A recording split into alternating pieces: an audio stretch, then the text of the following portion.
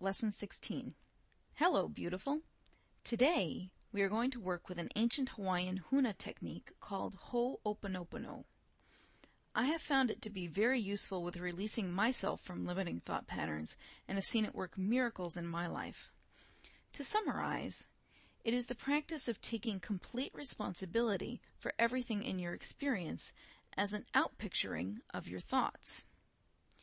If you perceive that there is something that you judge as bad or wrong going on in your experience, you can use the technique to help you release your stuck energy.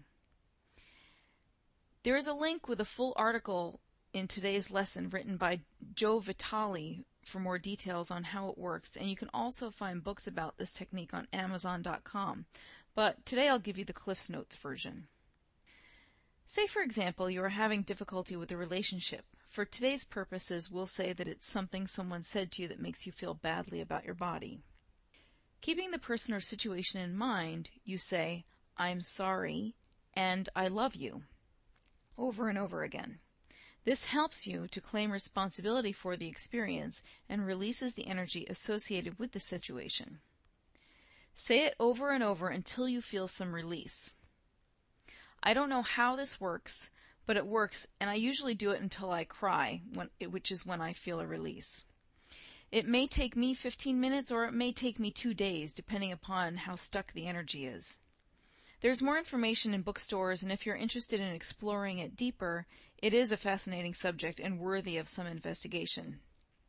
A little story. I have a friend who worked on this with his partner who is hearing impaired.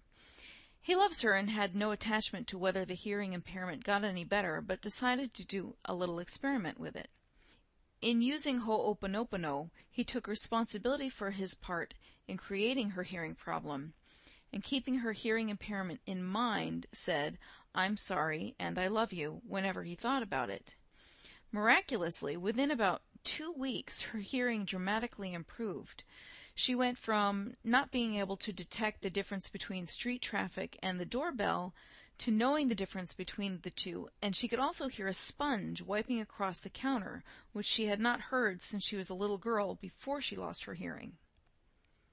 He didn't realize at first that his part in creating it was that he never felt heard, but by using the technique, he realized that his stuck energy kept the hearing impairment in place, and his thoughts about not being heard were what he was healing in himself.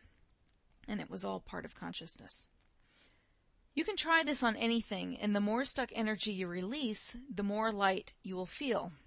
You can read the full article by Joe Vitale, who described this doctor who used Ho'oponopono to cure an entire hospital of criminally insane patients without ever seeing any of them.